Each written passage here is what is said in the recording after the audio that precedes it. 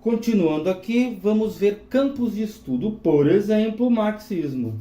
O que o marxismo diria sobre o que é a natureza humana? É aquela resposta do Pedro, né? Trabalho. É trabalho de que tipo? O trabalho é projetado. Não é numa dose específica, como disse o Pedro. É trabalho projetado. Eu projeto e trabalho. Essa aula, por exemplo, né? É uma coisa projetada, preparada, né? Com um fim que eu almejo alcançar. Pode ser que eu não alcance, mas eu pelo menos vou almejar alcançar. Eu preciso, né, ter essa visão teleológica. Eu quero convencer alguém de alguma coisa, ou então quero mostrar para a pessoa alguma coisa, né, para você aí que me assiste.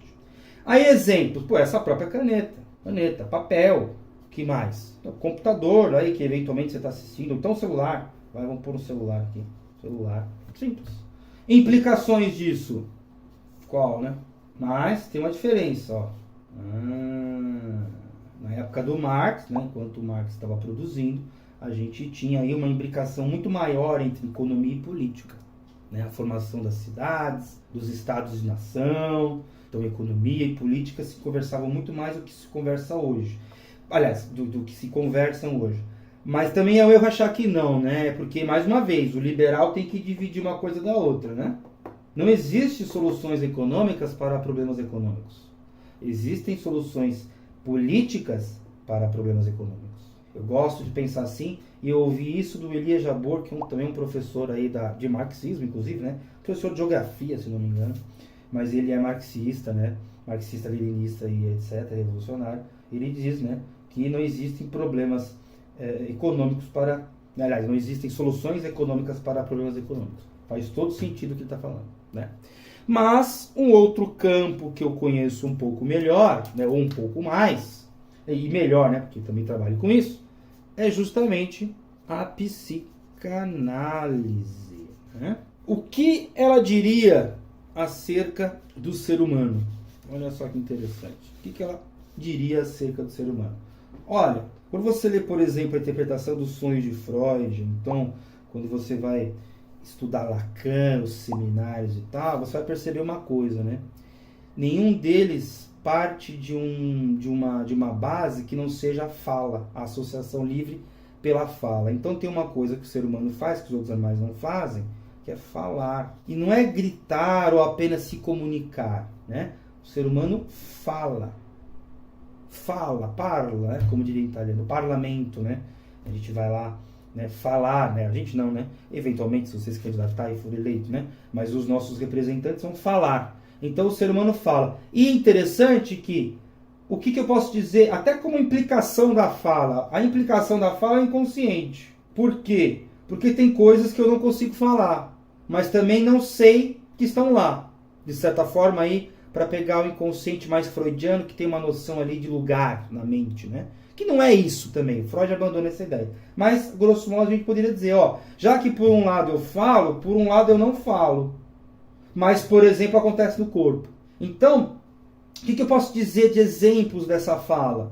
Por incrível que pareça, eu posso cair aonde, né? Ó, na neurose, na perversão e na psicose. Querendo ou não, são fenômenos da fala. Quando os psicanalistas vão diagnosticar se o paciente está na neurose, na perversão, na psicose, ele observa a fala do paciente.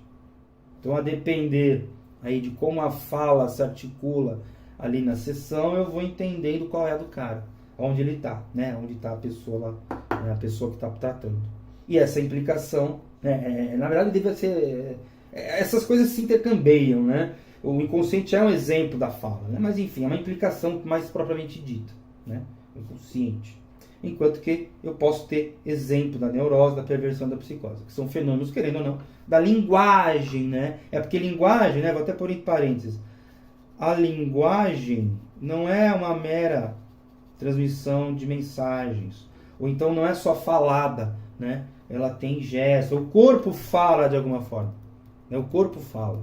Quando a boca cala, o corpo fala, né? Mas, né, só para dizer aí, para exemplificar o que a psicanálise nos diria sobre o ser humano. E o próximo campo, que é bem mais vasto e também, né, até surgiu mais ou menos na mesma época, que é a antropologia. Que inclusive esse livro que eu mostrei agora há pouco, do Engels, né? A origem da família, da propriedade privada e do Estado, tem muito de antropologia. Muita coisa parece que foi superada, eu não sei o que exatamente. Mas é interessante como que a economia, né, vai transformando o ser humano, e o ser humano vai transformando a economia. E aí transforma a sua natureza, né? Mais uma vez. Por isso que natureza humana para mim é um argumento muito fraco, né? Muito ruim. Então eu não uso mais isso aí porque não faz muito sentido. Mas o que é a natureza humana segundo a antropologia? Ou pelo menos o que nós podemos inferir acerca dessa natureza humana estudando a antropologia?